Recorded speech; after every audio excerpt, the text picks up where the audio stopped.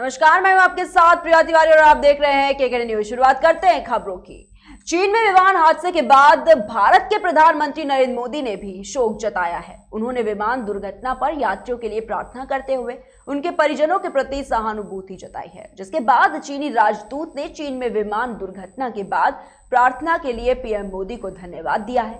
भारत में चीनी राजदूत सुन वेइडोंग ने सोमवार को चीन के गुनगांशी में यात्री विमान दुर्घटना पर प्रार्थना और सहानुभूति व्यक्त करने के लिए प्रधानमंत्री नरेंद्र मोदी को धन्यवाद दिया। वहीं बताना चाहेंगे आपको कि चाइना ईस्टर्न एयरलाइंस का एक हवाई जहाज गुआंगशी के पहाड़ी इलाके में हादसे का शिकार हो गया।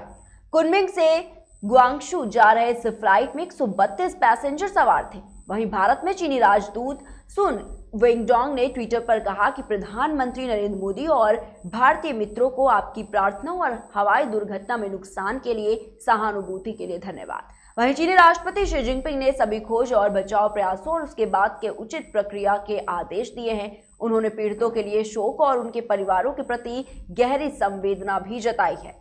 पीएम मोदी ने चीन में हुए यात्री विमान हादसे में दुख जताया। उन्होंने ट्वीट किया, चीन के गुआंगशी में 132 यात्रियों के साथ यात्री उड़ान AMU 5735 के दुर्घटनाग्रस्त होने के बारे में जानकर गहरा सदमा और दुख पहुंचा। हमारी संवेदनाएं और प्रार्थनाएं दुर्घटना में मारे गए लोगों और उनके परिवार के सदस्यों के साथ है।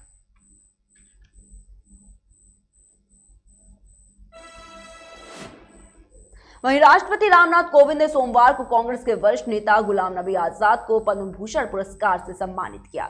गुलाम नबी आजाद ने राष्ट्रपति भवन में आयोजित और औपचारिक कार्यक्रम में इस सम्मान को ग्रहण किया। वहीं आजाद ने इस पर अपनी खुशी भी जाहिर की और इस दौरान उन्होंने कहा कि अच्छा लगा किसी ने मेरे काम को पहचाना। गुलाम नबी आजाद ने प्रतिक्रिया देते हुए कहा कि देश किसी भी काम को पहचानता है तो उससे और भी अच्छा काम करने की इच्छा मन में पैदा होती है और मुझे लगता है कि यह अच्छा है कि किसी ने मेरे काम को पहचाना। इसमें यह नहीं देखना चाहिए कि किसको मिला और क्यों मिला। ये पुरस्कार राष्ट्र की तरफ से दिया जाता है। उन्होंने आगे कहा कि पद्म पुरस्कार किसी सरकार द्वारा नहीं, देश के द्वारा दिया जाता है। वहीं पद्म भूषण पुरस्कार से सम्मानित किए जाने की आलोचना करने वाले को जवाब भी देते हुए उन्होंने कहा कि इन लोगों को किसी के इतिहास की जानकारी नहीं है, ना वो जानते हैं कि कौन पहले से पार्टी में काम कर रहा है और किसका कहा और कितना योगदान है। साथ ही साथ उन्होंने साफ शब्दों में कहा कि जिन लोगों को इतिहास की जानकारी नहीं, केवल वही ऐसी बातें कर सकते हैं।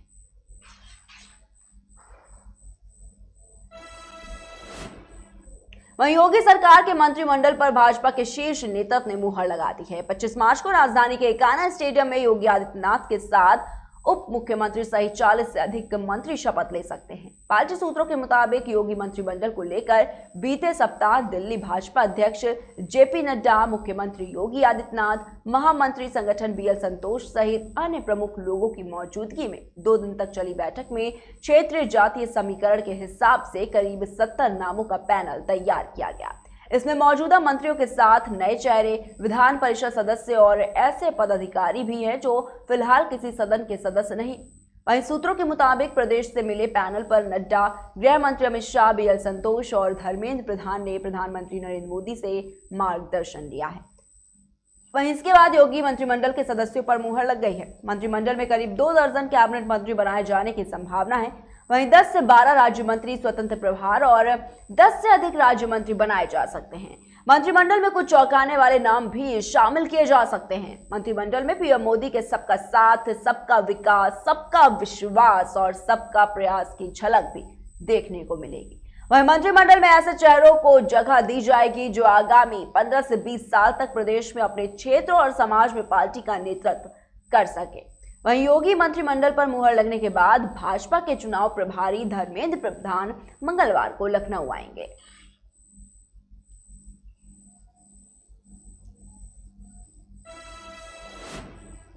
वहीं कांग्रेस के वरिष्ठ नेता शशि थरूर ने बयान दिया है, जहां उन्होंने कहा है कि केरल में सत्तारूढ़ मार्क्सवादी कम्युनिस्ट पार्टी की ओर से केंद्र और राज्यों के संबंध पर आयोजित संगोष्ठी में भाग नहीं लेने का फैसला किया है। उन्होंने कहा कि इस मामले पर कांग्रेस अध्यक्ष सोनिया गांधी से उनकी बातचीत भी हुई है।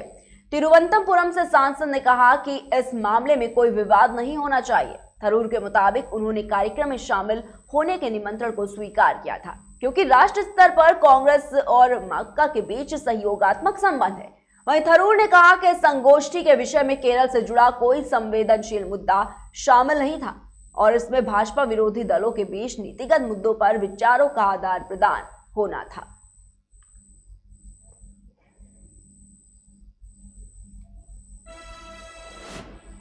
वैसे भी जिस वक्त की बड़ी खबर सामने आ रही है, जहां पर केंद्रीय मंत्री धर्मेंद्र प्रधान का दौरा रद्द हो गया है। आज लखनऊ आने का कार्यक्रम रद्द हो गया है। बताना चाहेंगे कि धर्मेंद्र प्रधान के कार्यक्रम में बदलाव किया गया है। फिलहाल आज धर्मेंद्र प्रधान लखनऊ नहीं आएंगे। तो लगातार इस वक्त की बड़ी खबर आपको बता रहे हैं, जहां पर केंद्रीय मंत्री धर्मेंद्र प्रधान का दौरा आज रद्द हो गया है। आज लखनऊ आने का जो कार्यक्रम था धर्मेंद्र प्रधान का, उसे रद्द कर दिया गया है। बताना चाहेंगे धर्मेंद्र प्रधान के कार्यक्रम में बदलाव हुआ है। फिलहाल आज धर्मेंद्र प्रधान लखनऊ नहीं आएंगे।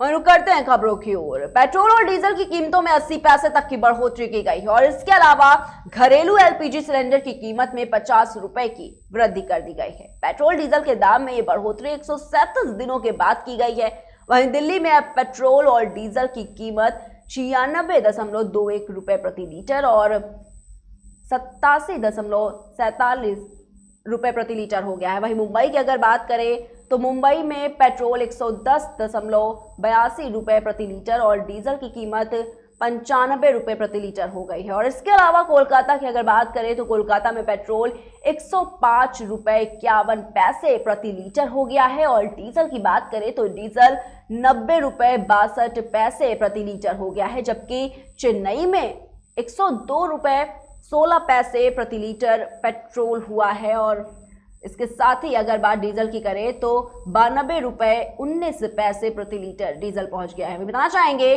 कि बीते 4 नवंबर के बाद से पेट्रोल और डीजल की कीमतों में बढ़ोतरी नहीं हुई थी। इन दिनों में यह पहली वृद्धि है। हालांकि कच्चे तेल की कीमतों में आई तेजी के कारण पहले से ही इसका अंदेशा लगाया जा रहा था कि देश में पेट्रोल और डीजल की कीमतों को बढ़ाया जा सकता है।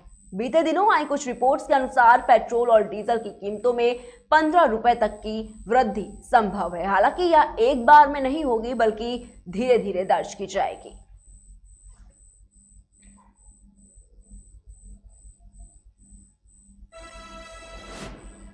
वैसे भी जिस वक्त की बड़ी खबर सामने आ रही है, जहां पर सपा अध्यक्ष अखिलेश यादव ने ट्वीट किया है। अखिलेश यादव ने ट्वीट करते हुए लिखा है कि जनता को सरकार का महंगाई का उपहार। भाजपा सरकार ने महंगाई का एक और उपहार दिया है। इसके साथ ही अखिलेश यादव ने लिखा कि लखनऊ में रसोई गैस सिलेंडर 1000 के पार पहुंच गया।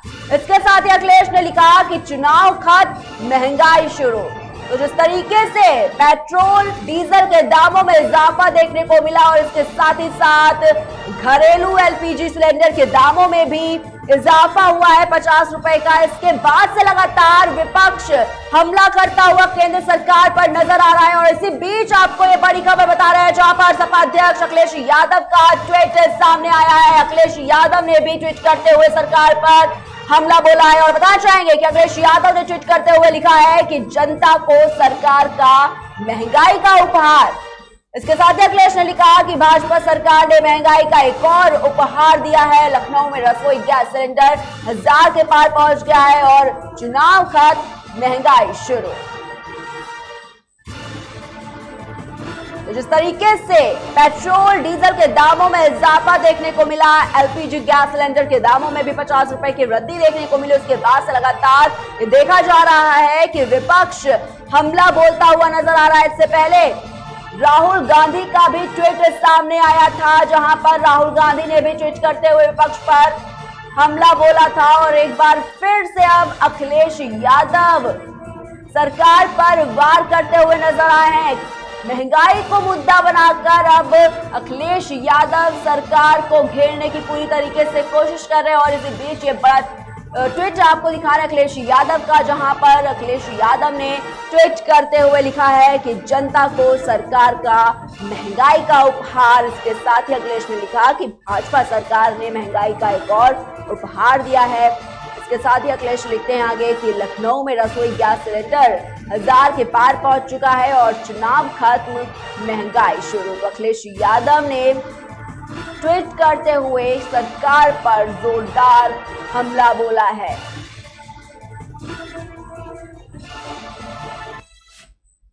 इसी बीच इस वक्त एक और बड़ी खबर सामने आ रही है, जहां पर बसपा राष्ट्र अध्यक्ष मायावती का भी ट्वीट सामने आया है। समाजवादी पार्टी पर मायावती का निशाना देखने को मिला है। तो बड़ी खबर लगातार इस वक्त की आपको बता रहे हैं, जहां पर मायावती ने ट्वीट किया है और उन्होंने लिखा है, गुलाम अखिलेश पर मायावती का ये जोरदार हमला देखने को मिला है। अम्बेडकरवादी अखिलेश को माफ नहीं करेंगे। तो मायावती ने ट्वीट करते हुए लिखा है कि अम्बेडकरवादी अखिलेश को माफ नहीं करेंगे। और इसके साथ ही ये लिखा है मायावती ने कि अखिलेश सरकार में योजनाओं के नाम बदले गए।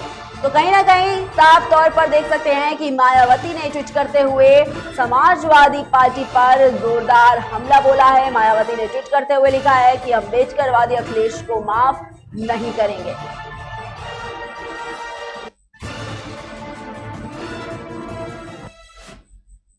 वहीं रुक करते हैं खबरों की ओर। कांग्रेस के पूर्व अध्यक्ष और सांसद राहुल गांधी महंगाई को लेकर लगातार केंद्र सरकार पर निशाना साध रहे हैं।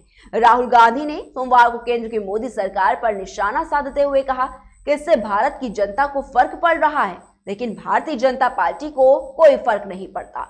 राहुल गांधी ने पिछले कुछ महीनों में किराना खर्च में बेतहाशा बढ़ोतरी के दावे वाली खबर ट्विटर पर साझा की। राहुल गांधी ने कहा कि भारत की जनता को फर्क पड़ रहा है, भारतीय जनता पार्टी को नहीं।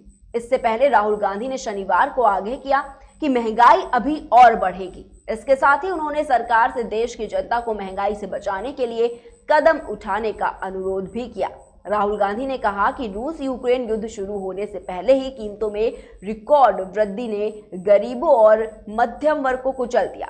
आगे उन्होंने कहा कि ये महंगाई और बढ़ेगी क्योंकि कच्चे तेल की कीमत प्रति बैरल $100 से अधिक है। खाद्य कीमतों में 22% की वृद्धि की उम्मीद है, जबकि कोविड ने वैश्विक आपूर्ति श्रृंखला को बाधित किया है। उन्होंने कहा कि भारत सरकार को अब कार्रवाई करनी चाहिए और लोगों को महंगाई से बचाना चाहिए।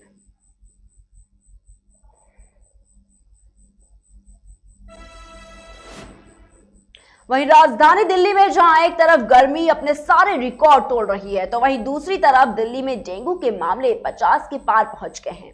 दक्षिण दिल्ली नगर निगम की ओर से जारी की गई ताजा रिपोर्ट के मुताबिक इस साल मार्च के महीने तक डेंगू के कुल 52 मामले रिकॉर्ड हो चुके हैं।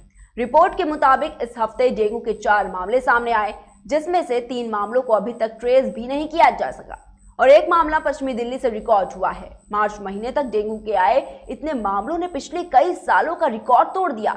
दक्षिण दिल्ली नगर निगम की ओर से मच्छर जनित बीमारियों को लेकर जारी की गई ताजा रिपोर्ट के मुताबिक साल 2017 में मार्च महीने तक डेंगू के 12 मामले आए थे, लेकिन इस मार्च के महीने में 19 मार्च तक ही 13 मामले रिकॉर्ड हो चुके और जनवरी में 23, फरवरी में 16 और मार्च में 13 मामले मिलाकर कुल 52 मामले अब तक डेंगू के राजधानी में मिल चुके।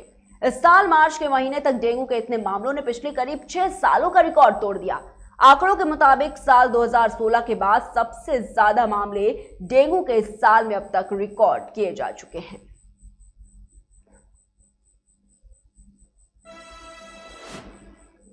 वहीं पूरे देश में चर्चा का विषय बनी द कश्मीर फाइल्स का विरोध करने वालों पर फिल्म के निर्देशक विवेक अग्निहोत्री ने तगड़ा प्रहार किया है।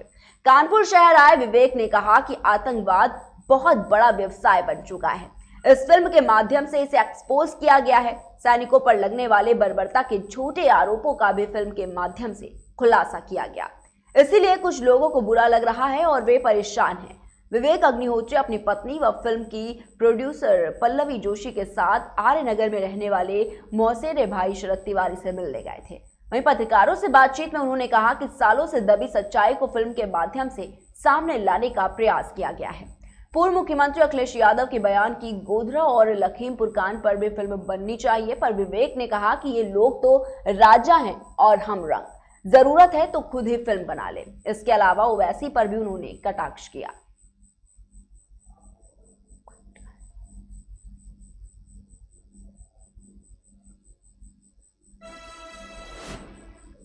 फिलहाल के बुलेटिन में इतना ही। देश और दुनिया की तमाम बड़ी खबरों को देखने के लिए देखते रहिए केकेडी न्यूज।